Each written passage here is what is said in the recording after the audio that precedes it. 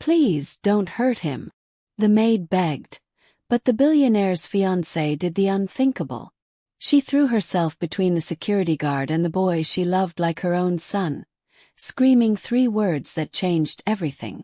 "Please don't hurt him," Rosa begged, her hands shaking, her heart splitting in half right there on the marble floor.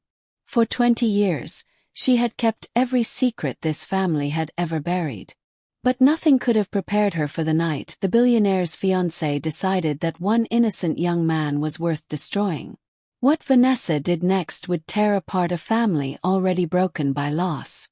And by the time the truth came out, nobody inside that house would ever be the same again. Hey everyone, welcome back to the channel. If this is your first time here, we tell real, raw, emotional stories about love, family, and the secrets people keep just to survive. Before we start, tell us, what city are you watching from tonight? Drop it in the comments. We love seeing where you're all tuning in from. Tonight's story is one of the most emotional we have ever told, full of hidden truth, quiet heartbreak, and a kind of loyalty that money simply cannot buy. Trust me, you're going to want to watch this one all the way to the end. Rosa never imagined that folding one more towel could feel like holding her whole world together. The Whitfield estate sat on 11 quiet acres just outside Greenwich, Connecticut, behind iron gates and a long row of maple trees that turned gold every October. From the road, it looked like something out of a magazine. White columns, a stone fountain, a lawn so green it almost didn't look real. But to Rosa Alvarez, it had never been a magazine picture. For 22 years, it had simply been home. She was 51 now, with silver threading through her dark hair and hands that had scrubbed, cooked, folded, and comforted their way through 2 decades of other people's joy and grief. She had started as a young housekeeper back when Nathaniel Whitfield was still a shy, awkward boy who used to hide in the pantry with a book whenever his parents argued. She had been the one to find him there, night after night, and sit on the flour-dusted floor beside him until he felt brave enough to come out. Nathaniel's parents were gone now. His father passed first, a heart attack in his sleep. His mother, Eleanor, followed less than 2 years later, worn thin by grief no one ever saw her cry about. Rosa remembered holding Eleanor's hand in the hospital, remembered the way the older woman had gripped her fingers and whispered, "Take care of my boy, Rosa. Promise me." Rosa had promised. She had meant it with everything in her. So when 28-year-old Nathaniel inherited Whitfield Textiles and became, almost overnight, one of the youngest billionaires in the state, Rosa didn't see a headline. She saw the same boy who used to leave his shoes untied and forget to eat breakfast before school. She still made sure there was coffee waiting for him at 6 every morning, still reminded him to eat something before his first meeting, still noticed when the weight of the company sat too heavy on his shoulders. But the truth was, Rosa wasn't just holding the house together anymore. She was holding herself together too because of Eli. Eli Turner had come into her life 9 years earlier, a scrawny 15-year-old boy from the wrong side of foster care, dropped off at the estate by a distant county caseworker who needed anywhere, for him to stay while paperwork sorted itself out. He was supposed to stay 2 weeks. He never left. Rosa had seen something in his eyes that first night, a hunger that had nothing to do with food, and something in her chest had simply decided, this one is mine now. She never formally adopted him. There was never a piece of paper that made it official. But 9 years of packed lunches, scraped knees, late-night talks about nothing and everything, and one unforgettable 16th birthday with a second-hand bicycle and a homemade cake had made it true in every way that mattered. Eli called her Ma now, quietly, only when no one else was around. He worked as the estate's groundskeeper, strong and steady, with calloused hands and a gentleness that made every dog on the property follow him like he was made of sunshine. Rosa loved Nathaniel like the son she had helped raise from someone else's blood. She loved Eli like the son life had actually given her. And for years, both of those loves had lived quietly, comfortably, side by side inside the walls of the Whitfield estate. Then Vanessa Cole arrived. She came into Nathaniel's life at a charity gala 8 months ago, a stunning woman with expensive taste and a smile that never quite reached her eyes. Nathaniel, lonely in a way that money could never fix, fell fast and fell hard. Within 4 months there was a ring. Within 6, Vanessa had all but moved into the estate, rearranging furniture, renaming rooms, hiring a new interior designer who kept referring to Rosa's beloved kitchen as dated. Rosa tried to give her the benefit of the doubt. New people took time to settle in, she told herself. Grief made people cling to whoever offered comfort, and Nathaniel had been so lonely for so long. But there was something about the way Vanessa looked at the staff, through them, past them, like furniture that occasionally needed dusting, that made the hair on Rosa's arms rise. It was small things at first. Vanessa insisting the household staff use the side entrance, never the front. Vanessa correcting Rosa's English in front of guests, syrup sweet. Just trying to help. Vanessa watching Eli work in the garden from the sunroom window with an expression Rosa couldn't quite name. Not attraction, not annoyance, something colder. Something calculating. Rosa mentioned none of this to Nathaniel. What was there to say, really? That his fiancée preferred the side door. That she had opinions about seasoning she'd never actually tasted cook. It sounded petty even inside Rosa's own head. And Nathaniel had enough on his plate already, buried under merger paperwork and late-night calls with the board. So Rosa did what she had always done best. She adjusted. She smiled at Vanessa across the breakfast table. She kept the household running so smoothly that no one upstairs ever had to notice the small earthquakes happening below. Eli noticed, though. He always had a way of seeing what others missed, a habit built from years of watching adults closely, learning early which ones were safe and which ones weren't. He started timing his outdoor work around Vanessa's schedule, staying out of her line of sight, keeping his head down even when it meant working through a light rain rather than risk her irritation. Rosa hated watching him shrink himself smaller in a house that was supposed to be safe. "You don't have to hide from her," Rosa told him one evening, handing him a plate of dinner on the porch steps the way she had 100 times over the years. "This is still your home too." Eli gave her a small, tired smile, the kind that didn't quite reach his eyes. "Feels different lately, Ma. Can't explain it. It just feels like something's about to change." Rosa wished, more than anything, that she could tell him he was wrong.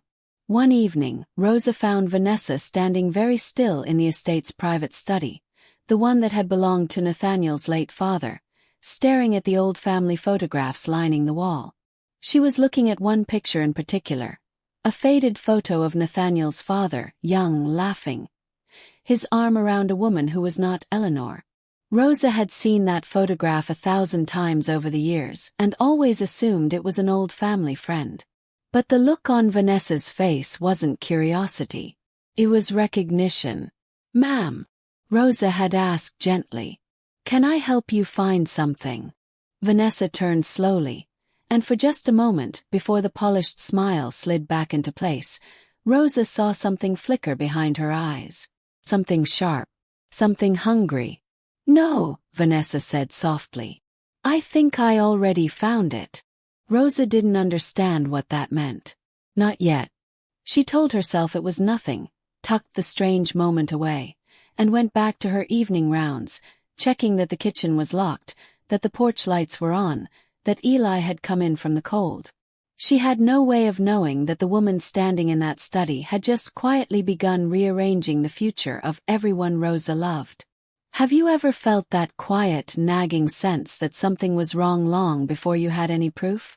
Tell us about it in the comments below. Rosa told herself it was nothing. She was wrong.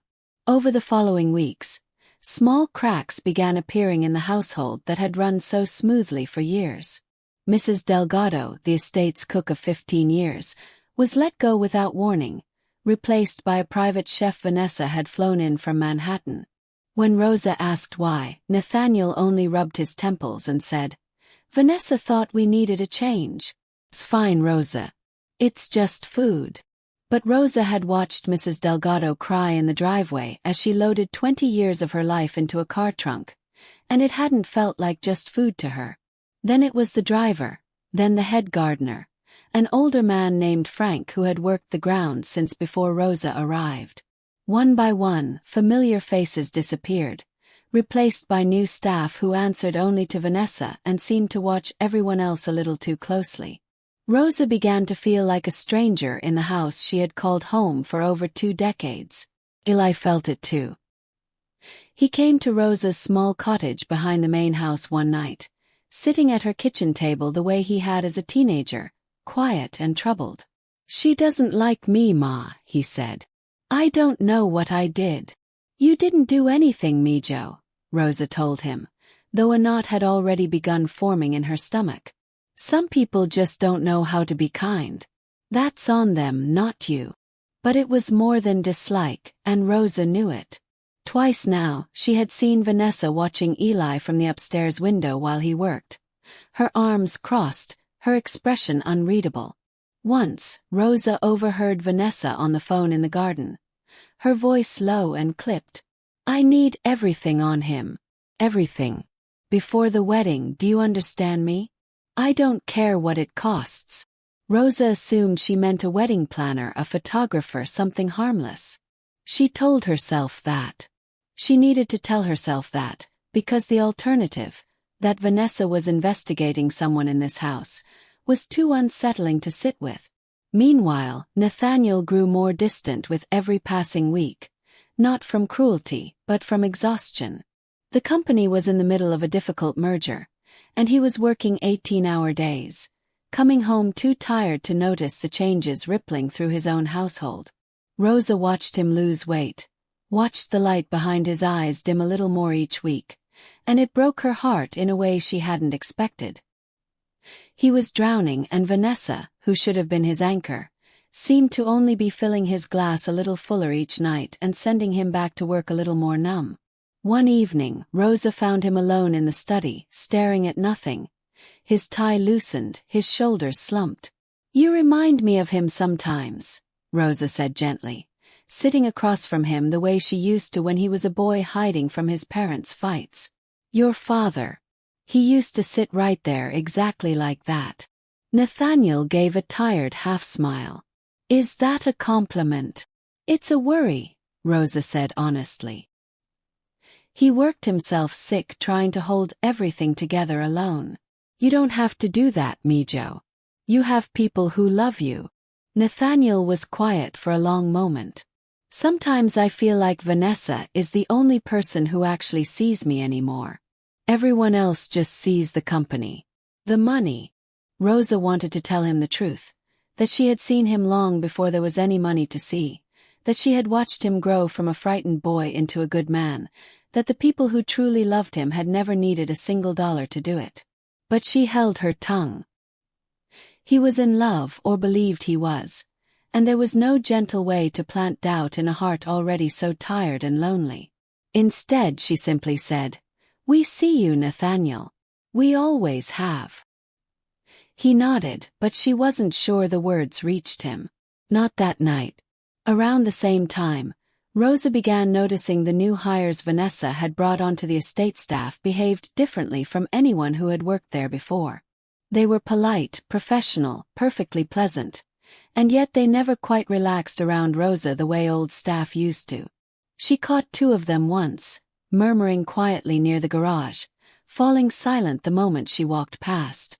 When she asked the new head of security, a stiff, unsmiling man named Colton, a simple question about the delivery schedule, he answered her clearly enough, but his eyes flicked toward the house first, as if checking whether he was allowed to speak to her at all. It made the whole estate feel different. "Colder." Rosa tried to bring it up gently with Nathaniel one evening, catching him for a few rare minutes before he collapsed into bed. "The new staff Vanessa hired," she started carefully. "They seem to report to her more than to the house as a whole. Is that intentional?" Nathaniel rubbed his eyes, exhausted. "She said the old system needed more structure, more accountability. I told her that was fine, as long as everyone was treated fairly." He paused, studying Rosa's face. "Is something wrong, Rosa? You can tell me." For a moment Rosa almost did. The words sat right there on her tongue. The whispered phone calls, the locked study, the strange coldness that had crept into a house that used to feel like sunlight. But Nathaniel looked so tired, so thin around the edges, clinging to whatever comfort he thought he had found in Vanessa. Rosa swallowed the words instead. "No," she said softly. "Just making sure everyone settles in all right, that's all." She hated the lie the moment it left her mouth. It wouldn't be the last time that week she wished she'd said something different. The following week, Rosa discovered a locked drawer in the study desk that had never been locked before. She thought little of it until she noticed Vanessa entering the study late at night, long after Nathaniel had gone to bed, always with the same leather folder tucked under her arm, always locking the door behind her. Once, Rosa passed by and heard papers shuffling, a hushed phone call, the words "the boy" and "before he finds out," drifting faintly through the door before it went silent. She stood frozen in the hallway, one hand resting on the cool wood of the door, her pulse quickening. Boy. What boy? She ran through every possibility her tired mind could offer. A distant relative, a rival executive, someone from Vanessa's own past that Nathaniel didn't know about. None of it fit. None of it explained the particular chill in Vanessa's voice, the way she'd said the words like a threat instead of a plan. Was it Eli? Was it someone else entirely? She told herself she was imagining things, that grief and worry were making her paranoid. But that night, for the first time in years, Rosa lay awake long after midnight, staring at the ceiling of her cottage, listening to the wind move through the maple trees, feeling certain, the way you feel a storm coming before the first drop of rain falls, that something was about to break. Has there ever been a moment in your life when you just knew, deep down, that things were about to change forever? Let us know in the comments. Rosa would remember every second of that night for the rest of her life. It started like any other evening. Nathaniel was at a business dinner in the city. Vanessa had told the staff she wanted the house to herself.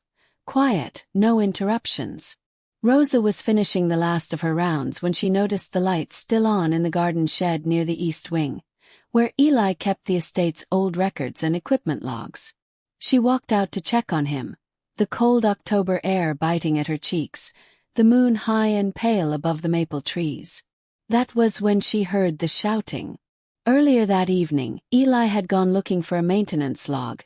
He needed to close out the last of the fall grounds work, something he did every year without a second thought. The study door, usually locked tight, had been left slightly open, light spilling into the hallway. He hadn't meant to look at anything else. But sitting right on top of the desk in plain sight was a folder with his own name typed across the tab in bold black letters. Confused, and with a strange, sinking feeling he couldn't explain, he had picked it up. What he read in those few stolen minutes didn't make sense to him at first. A private investigator's letterhead, a birth certificate with a mother's name he didn't recognize, dates that lined up strangely with his own childhood, a photograph of a young couple he had never seen before but who, unsettlingly, shared his exact jawline. He was still staring at the papers, his mind spinning, trying to understand what he was looking at, when the door swung open behind him and Vanessa's voice cut through the quiet like a blade. Rosa ran toward the sound, her heart hammering, and found Eli standing frozen in the hallway outside the private study. His face pale, a leather folder clutched in his hands. Vanessa stood in front of him, her face twisted with a fury Rosa had never seen before, 2 security guards flanking her like soldiers awaiting orders. "He broke into my private files," Vanessa snapped, her voice sharp as glass. "I want him arrested. Tonight. I want him gone from this property, and I never want to see his face again." "I wasn't stealing anything," Eli said, his voice shaking but steady. "The door was open. I saw my name on the papers. I needed to know why." "You don't get to ask why," Vanessa hissed. "You get to leave."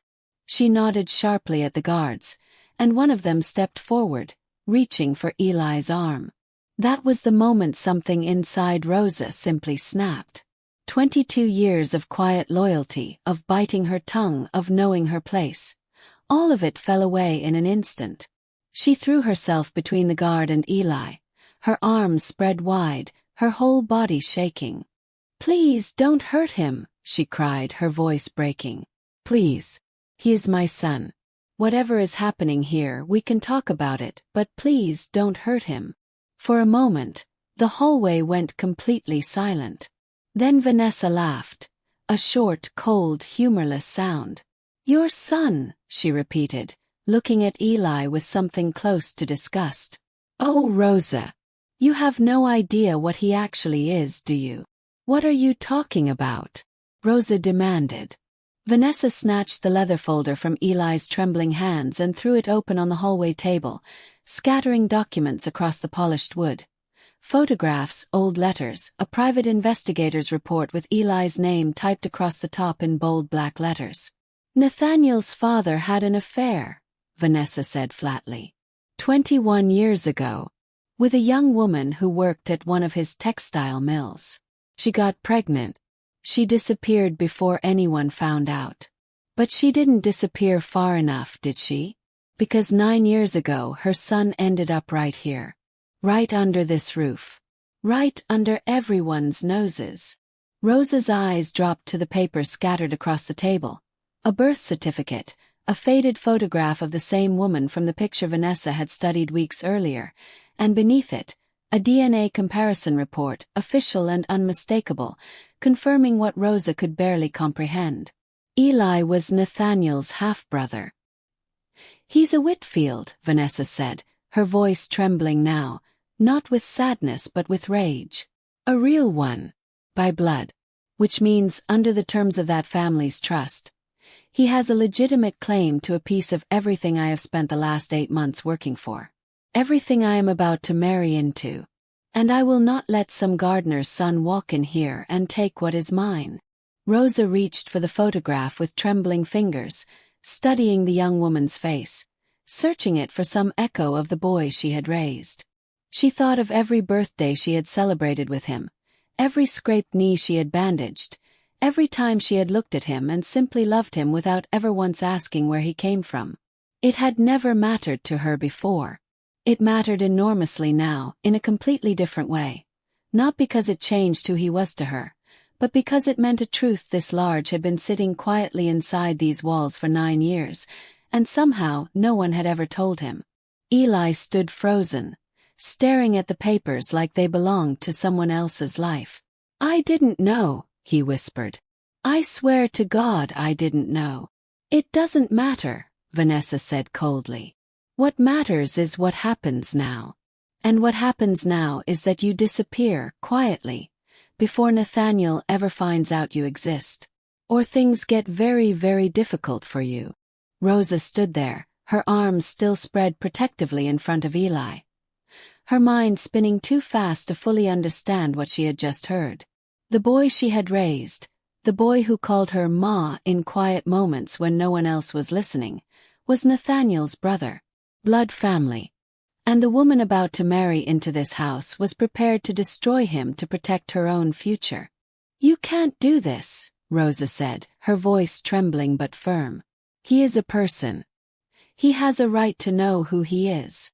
"Watch me," Vanessa said simply and turned toward the guards. "Get him off this property tonight." Rosa searched Vanessa's face for even a flicker of hesitation, some small crack of conscience she could appeal to, but found nothing there except cold, practiced calculation. She thought of the woman who had once whispered he's already found something while standing in front of an old photograph, and understood now, far too late, that Vanessa had not been curious that day in the study. She had been counting the risk this boy posed the moment she pieced together the truth of his birth. Counting how easily a quiet groundskeeper could be erased from a story before he ever learned he belonged in it.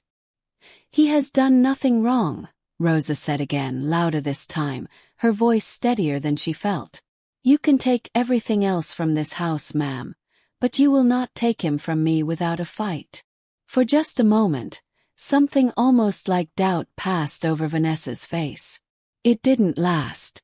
She straightened her shoulders, smoothed the front of her blouse as though nothing at all unusual had happened, and gestured once more toward the door.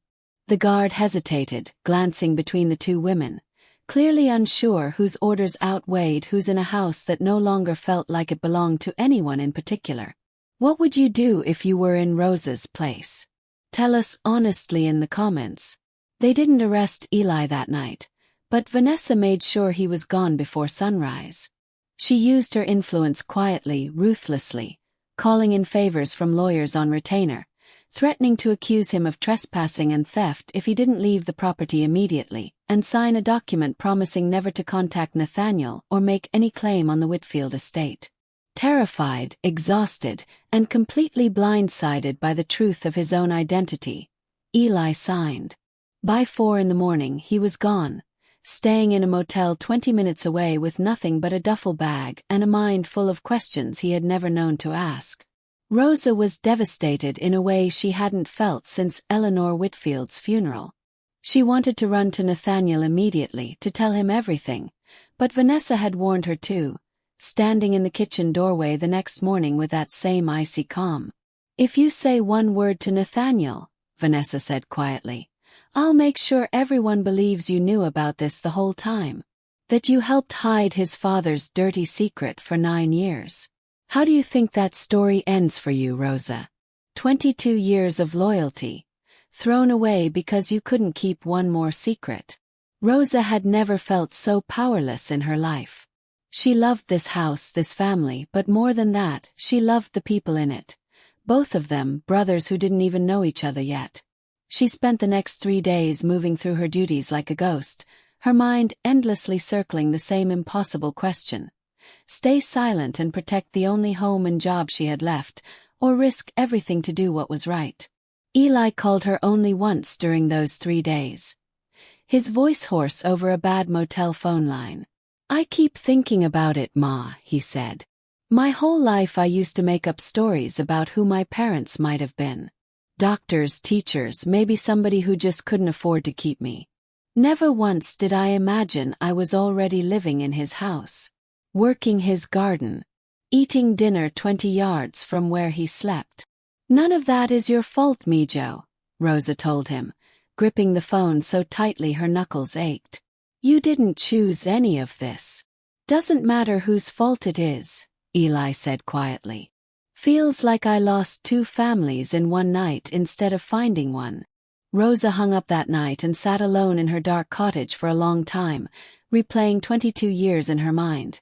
Every quiet loyalty, every swallowed opinion, every time she had told herself that keeping her head down was the safest way to protect the people she loved.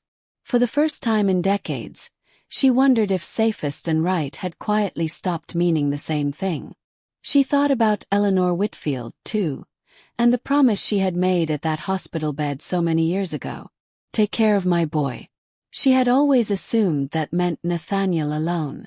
Now she wasn't so sure Eleanor hadn't meant something bigger than either of them had understood at the time.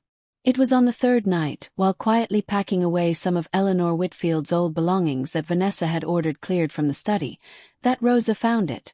A sealed envelope tucked inside the lining of an old jewelry box, yellowed with age, addressed simply to "Whoever finds this." Rosa's hands trembled as she opened it. It was a letter from Eleanor, written nearly a decade earlier, not long before her passing. In it, Eleanor confessed that she had known about her husband's affair for years, had known about the child born from it, and rather than let bitterness consume her, had quietly set up a private trust in the boy's name, just in case he ever needed help, just in case he ever came looking for a family that might actually want him. "I don't know if I'll ever meet him," Eleanor had written. "But if he is out there, I hope someone tells him he was never a mistake.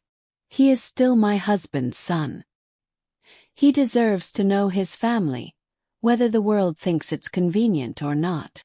Rosa sat on the floor of the study, tears streaming down her face, the letter trembling in her hands. Eleanor had known.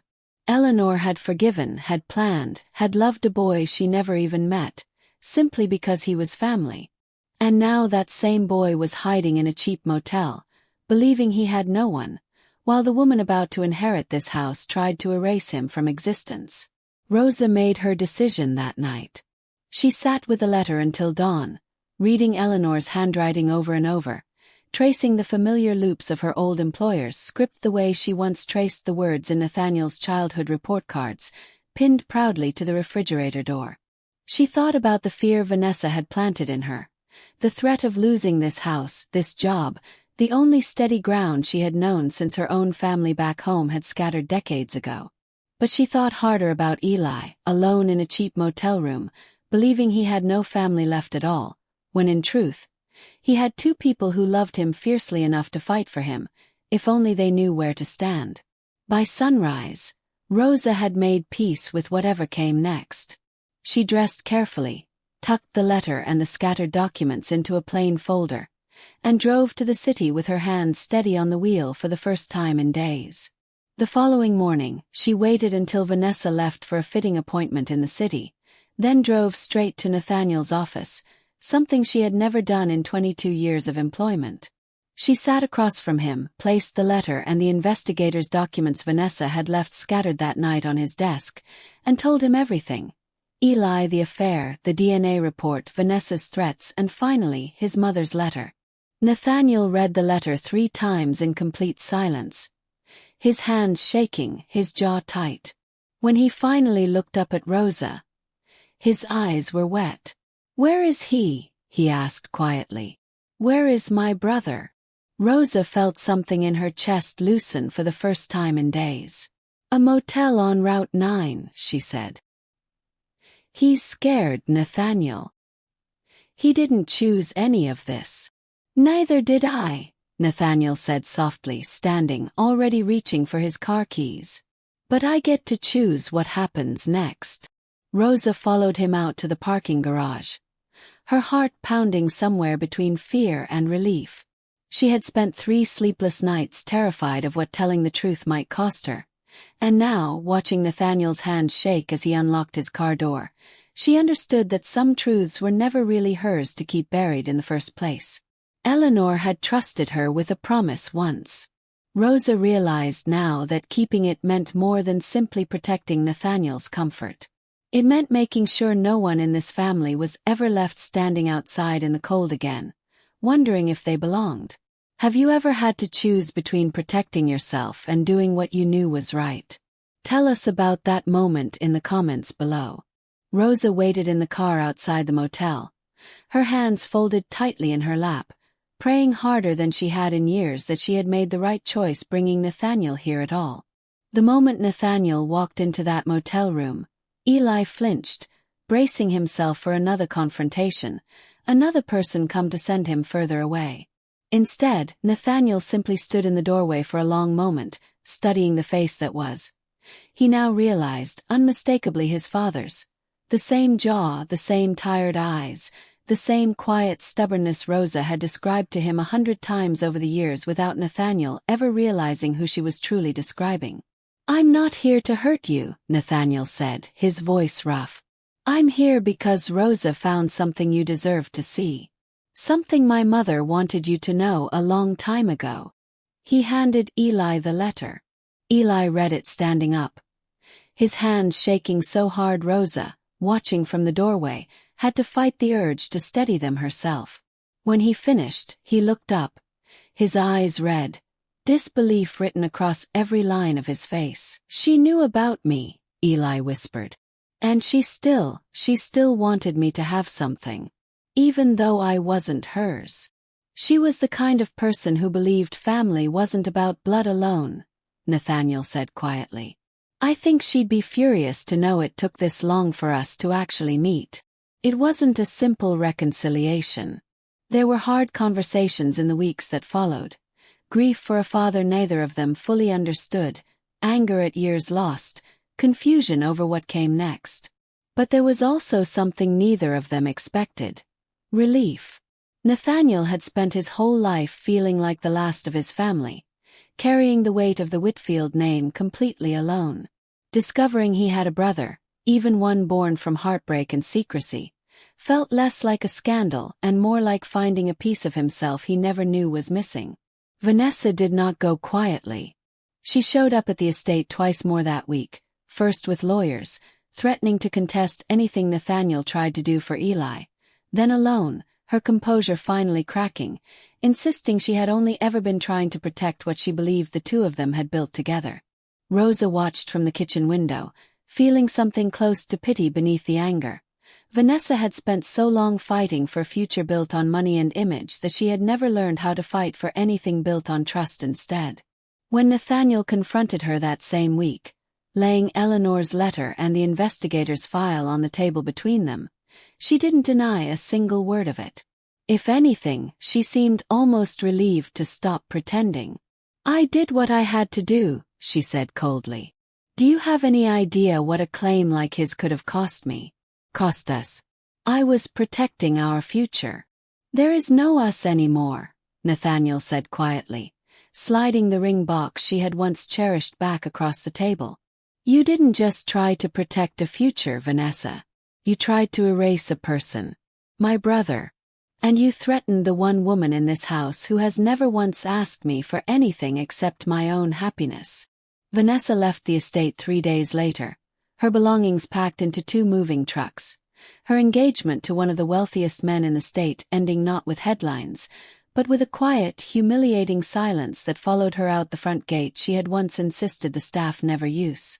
Rosa feared, for a brief moment, that she might lose her place in the house she loved simply for speaking the truth. Instead, Nathaniel did something she never expected. He gathered the household staff, the few who remained, plus Mrs. Delgado and Frank, both quietly rehired within the week, and told them plainly that Rosa Alvarez was, and had always been, family. Not an employee. Family. He set up a trust in her name that week, one she would later use, with tears in her eyes, to help Eli finish the business degree he had quietly been working toward at night for years, believing he would never have the chance to use it for anything that mattered. Eli moved into the estate's guest house that winter, not as a groundskeeper anymore, but as Nathaniel's brother, learning the business slowly, side by side, 2 men rebuilding a family their father had broken without ever meaning to understand the cost. It wasn't always easy. There were nights Eli still felt like an outsider wearing someone else's life, moments Nathaniel struggled to reconcile the father he had idolized with a man capable of the secret that started it all.